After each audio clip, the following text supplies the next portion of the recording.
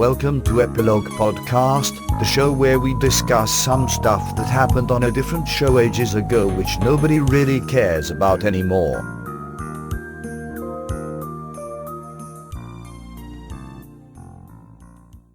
Hi, I'm Portponky. And I'm LeBloc. Today we're discussing Deep Space Nine, Season 4, Episode 19, Hard Time.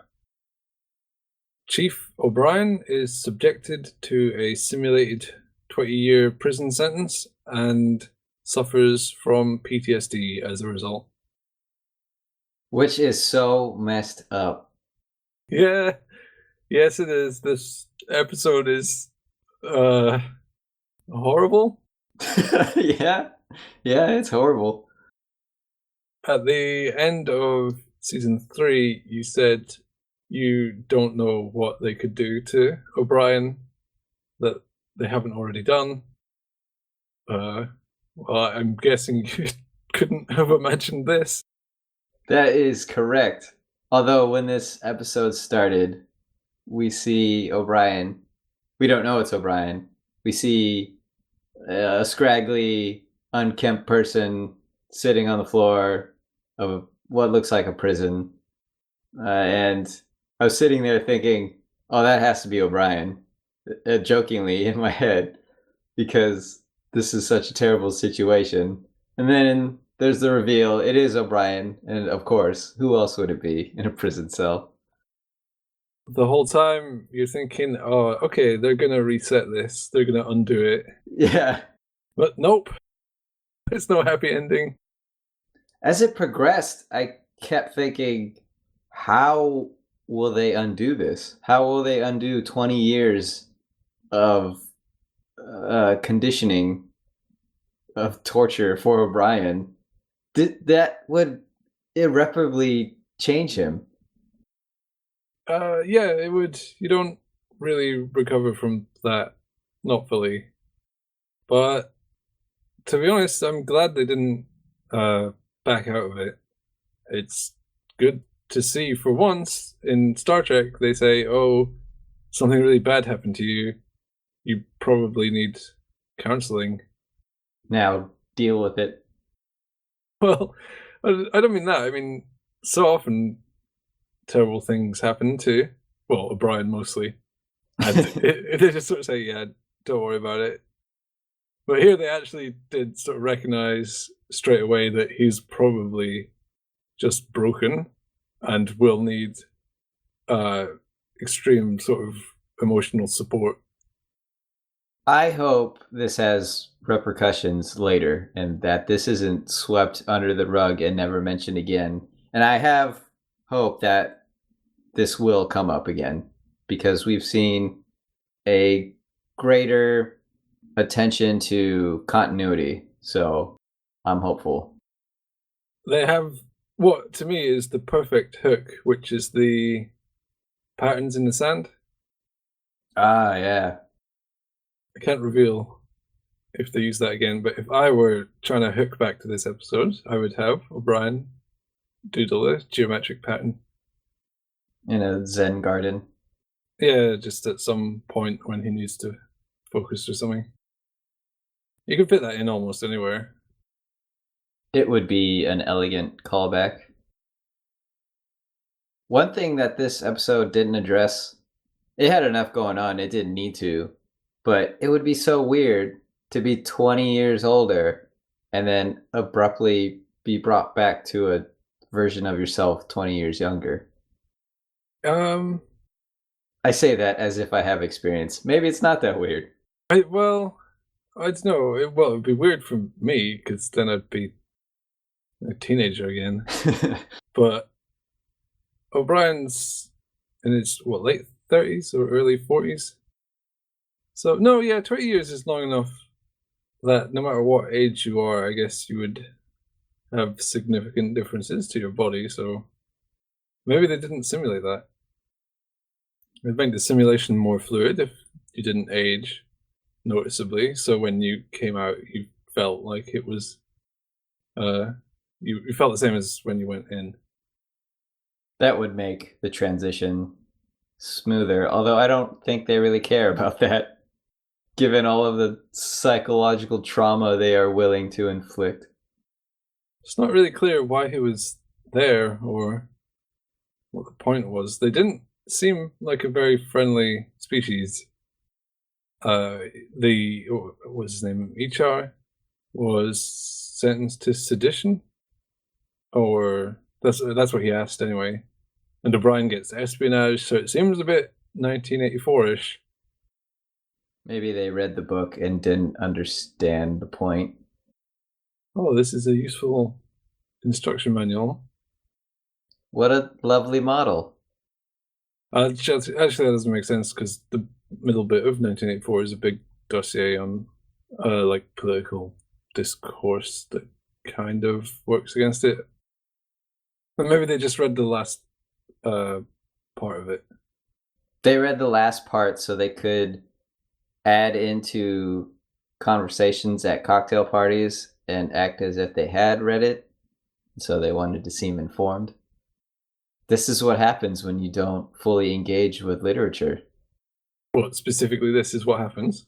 Yes, you create mind prisons and people live for 20 years in horrible conditions. That technology seems like it could be put to use a lot better. You could have infinite knowledge, pretty much. Well, I don't know how much a brain can hold, but if you just went in it once a day, your lifespan would be limitless. You could gather so many experiences. You could gather so many Pokemon. That too. It seems a bit of a throwaway thing to use on prisoners. In case anything was wrong with it, they wanted to use it on prisoners. Because they don't care about cruel and unusual punishment. So if it made someone brain dead, oh well, it was a bad person anyway. It's new technology they're testing out. If they don't care about cruel and unusual punishments, why don't they just issue the death penalty? They don't want to have to deal with corpses. Okay. But phasers don't leave corpses anyway. Phaser dust. Oh yeah, that gets in everything. You have to vacuum the carpets so many times. And you can never get rid of all of it. It's worse than glitter. It even shines like glitter when it gets in your beard. It's one of the beauties of war, I guess. Anyway. So if you got sentenced to like 500 life sentences or something, some of these ridiculous sentences that they sometimes hand out just to make things seem very serious, does that mean you would actually have to do all of it? Yes. But your mind would turn to jelly? Yes. Okay, fair enough. You bring up a good point in that our brains aren't equipped to handle that. So I think it's possible to die during that simulation because your brain is convinced it's happening and it will shut your body down if it thinks it's going to die. Oh, I don't know if it really does that. Okay, I'm making stuff up and saying it authoritatively. But presumably you would be unable to die. Which might not make sense because if you committed suicide, even very convincingly, I guess the simulation wouldn't let you do that. Staying with the topic of suicide, I was shocked. They showed O'Brien about to attempt suicide. He had the phaser pointed at himself, loaded all the way. I'm glad they did because I don't know, it would have seemed a bit rubbish if they didn't do something like that because it needed to go somewhere. This episode went to dark places. Do you think it went too far? No, I don't. I am glad they were brave enough to do this. Shows now aren't even brave enough to do this sort of thing. I mean, some are. I mean, that's too general. A lot of shows wouldn't do this. I think it shows that Deep Space Nine is a good show because they took a good sci-fi idea and brought it to a dramatic conclusion, even if it seemed fairly severe, I guess. The concept is out there. We don't have anything comparable to living out 20 years in your head. There's a humanity there. And so it still really hits hard. Really hard. You feel terrible for O'Brien. Yeah, he erupts at his child and nearly hits her. He has to live with the memory of a murder. Even if it's not a real person, those memories are real. They're memories are weird because it's just your perception of what things happened. And so even though no one else experienced those things, he did. And so they're real to him. And then he also seriously contemplated suicide. So there's a lot going on, and you feel awful for O'Brien, even though we've had so much experience feeling awful for O'Brien. This is still heavy stuff. They will have trouble topping this one. Well, I said I know all the horrible things that are going to happen to O'Brien. It's funny that Bashir even mentions that Miles has been through some terrible things in his life. Yes, he has, Bashir. Yes, he has. Approximately once a year, absolutely terrible things happen to him for a period of 45 minutes. And then he says he's always survived, which is not entirely true. A form of him has always survived. A version of O'Brien has always survived. Bashir said another thing which I thought was kind of funny, where he said that wiping O'Brien's brain was completely out of the question. But even though I've done it before. Yeah, he did that a few episodes back to Kern in Sons of Moog. So obviously, I don't know, maybe he got in trouble for that. Yeah, he could speak from experience. Yeah, no, we can't wipe his brain. There was so much paperwork. We got in so much trouble last time, so that's right out. We can't wipe his brain because I can't be bothered. That should never have come up. That should never have been a thing. Should have ever volunteered to be able to do to anyone ever. I thought the musical score was good on this one. It was very sinister, very creepy, lots of good sort of soundscaping. Is that a word? If that's a word, they did a lot of that. Let's go with that. Were there any bits that stood out in particular? When he first sees Keiko, the music totally clues you in that something's not right. And says, "Oh, yeah. Wait, you're pregnant." Oh, that was heartbreaking. Something that he had such joy for when he first heard the news, and then it's a distant memory now, even though for Keiko it's only been a day since she's seen him. Oh, that's tough. That's tough stuff. I think it was probably more than a day. Like, I don't think he went down on the planet, was tried, sentenced, and had his sentence executed, and then was home in time for tea. You don't know O'Brien. He does get a lot done in a day, but I would think he was there for a couple of weeks or something. All right. A relatively short amount of time. Okay, yeah, less than 20 years. Yeah. Less than, but not equal to 20 years. So he's obviously mentally disturbed, but then they put him back to work right away? Sometimes drowning yourself in your work is good. It depends on the person. Some people thrive by everything returning to normal.